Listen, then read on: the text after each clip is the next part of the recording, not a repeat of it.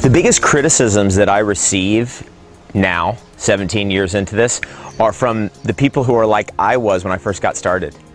And it's interesting. It's the argument that no, diet's simple, no, you just need to eat raw food, no, you just need to eat mostly fruit and a little bit of vegetables and everything's going to be fine, that all this stuff about metabolic typing and different dosha types and elemental characteristics from the Chinese medicine system don't mean anything, it's all BS. And obviously time will prove that actually the ancient systems are correct and that diet is more sophisticated than just eating fruits and some vegetables. Having an 80% fruit diet and 10% this and 10% that is going to go by the wayside with time, and it's difficult for people in the beginning to understand that. And that's an important thing as a teacher that you've got to put out there, that it's very easy in the beginning to get caught up in kind of a fascist, this is the way, this is right, this is the only way story because you're new. And it's how politicians have taken advantage of us from the beginning of time. They get a new movement going, this is the thing, this is the way, and then that turns into Nazism, or it turns into communism, or it turns into capitalism, or whatever. So it's always a little bit more sophisticated than that. And there is a relationship here between politics and gardening and food, and that is, shall we let a man rule a nation who cannot rule his own garden, as the ancient Chinese proverb states? And that's kind of how it is with diet too. It's a garden. It's a variety of different moving parts, and it can be sophisticated. And the way I chunk it down, the way I simplify it, is that there's food, right? That's just food. It has caloric value and major macronutrients like fruits or like carbohydrates from fruits or carbohydrates from other sources, and macronutrients like oils and fats from, say, avocados and nuts and seeds and other types of oils, olive oil. And then there's the major macronutrients of protein that are in that category of food, and that should be a predominance of raw food, and that will work for everybody.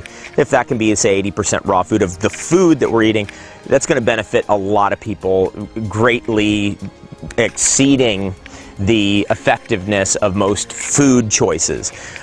But that's not all there is. There's also this category, which is like the superfood and insurance policy category, which is making sure you're actually getting enough, because we can't guarantee you're going to get enough from, say, lettuce, the minerals that you need in order to produce vigorous health for 20 years. We can't guarantee that you're going to get enough protein, for example, from just plants that are in the fruit and vegetable category. But with superfoods, yeah, we can guarantee that. With that supplement category, maybe B12 or DHA, the marine oils or whatever that's going to fit in that category too, then you're guaranteeing through an insurance policy that you're not flying off the deep end. This makes a lot more sense when you're pregnant. It makes a lot more sense when you want to become pregnant, because women know. They're not fooled by this kind of fascistic nonsense about this is the only diet or you have to eat this limited stuff or whatever. Women have a stronger intuition. Their body will tell them if they need to eat fish, if they need to eat meat, if they need to eat fruit, if they need to eat chlorella, if they need to eat olive oil, if they need to eat avocados, if they need to eat whatever, the woman's body will tell them. And then we've got a third category, and that's super herbs, which is your medicine. The food category doesn't have any medicine in it. It's just calories.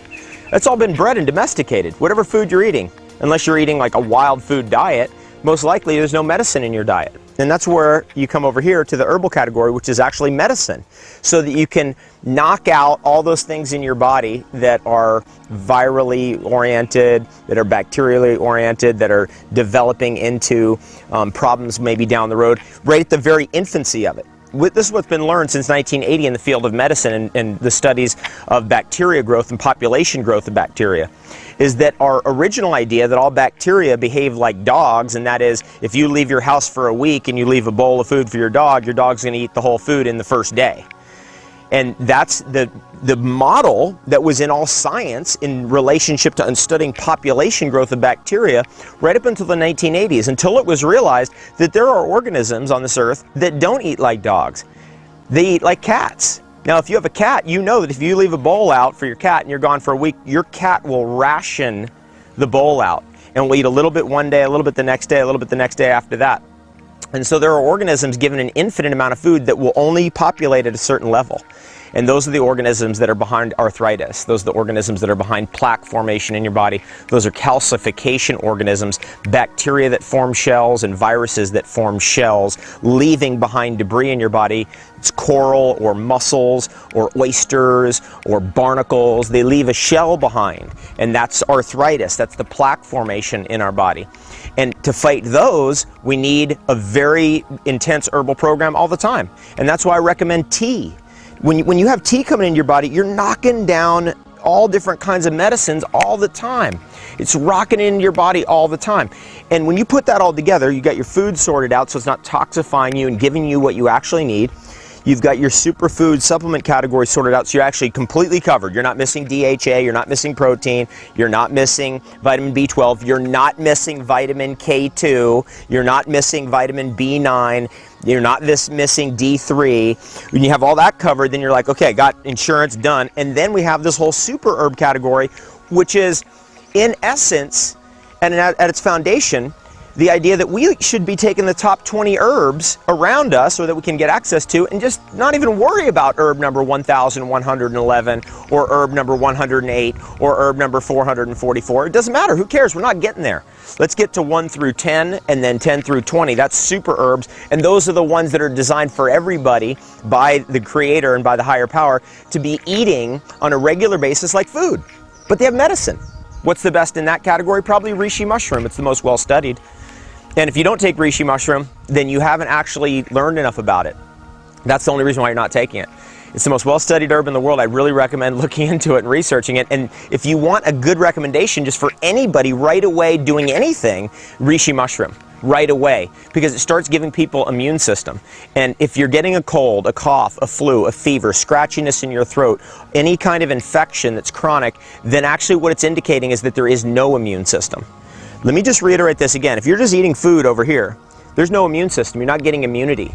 And therefore, you don't really have the weapons. You don't really have an army that's able to go out and knock out the bacteria, knock out the viruses, and the stuff that creeps up on you, the calcium-forming organisms. They are actually having a field day as well, but they creep up slowly, so you don't notice it until you're about 60. And then all of a sudden, it's like, once the hormones go down and they get the signal to go, oh wait, we got our chance, boom, and they start coming up, all of a sudden the arthritis starts, all of a sudden the calcification and heart disease starts up, and then we're going to start paying attention. If you're younger than that now is the time to start rocking the medicines in. This is where we've got to be careful with people going flying off the deep end with these kind of crazy diets. Is like, look, there's no insurance policy there and there's no medicine there. So I know what's going to happen. What's going to happen is it's going to cause hyper, kind of an anorexic kind of a look. It's going to cause demineralization and loss of brain oils, which is going to cause kind of kooky behavior, and it can cause even insanity or extreme personality distortions such as chronic and incessant anger, chronic and incessant energies that are destructive in the world. And that's like being, or chronic and excessive talking. That's another one. And you've met people like that. They just, and you just want to get one word and they go, and just keep talking.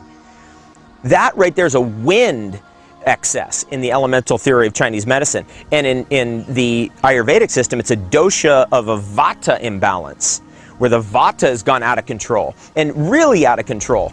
Now, the number one thing people have said to me over the years in the field of raw food, it comes up more than any single thing, and that is, if I eat raw food, am I going to be crazy like that person?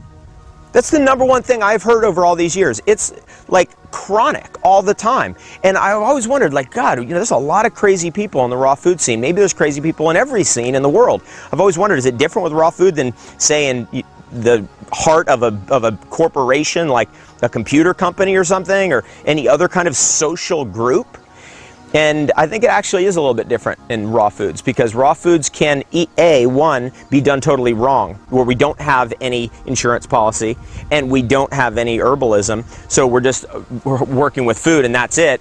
And two, it can cause extreme dosha imbalances, extreme wind, extreme fire, extreme heat, or extreme cold, extreme dampening.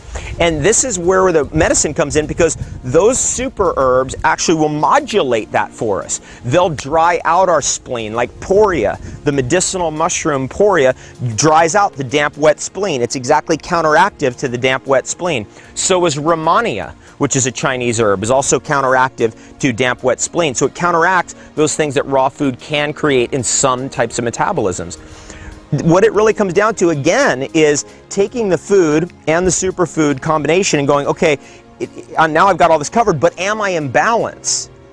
And then using herbalism to drive the balance, to move it so you're getting into the zone where you want to be, so we don't get into extreme personality distortions of extreme upset, extreme passivity is another side effect, lack of drive is another side effect, and these things can all be worked with herbally in order to direct the energies where we want them to go. This is the overall picture of the sophistication of food brought to its most simplest categories that we can play with. Again, they are 1, food; 2, superfoods and supplements, that's your insurance policy; 3, super herbs, which is your medicine, which are amenable and easy to eat on a regular basis, almost on a daily basis if you want to, and the effects of which are felt pretty much instantly. And that's the kind of thing we want to be feeding people out there, because we don't want to be guessing anymore. We don't need to guess anymore. We want to be giving people things that we know are going to work for a vast, large portion of the population that have been time proven and tested over thousands of years, and boom, we go right to that. And then step by step, as we learn more about that person or more about ourselves, we can dial it even tighter, even a little bit more specific, dial in that frequency even a little bit more perfectly.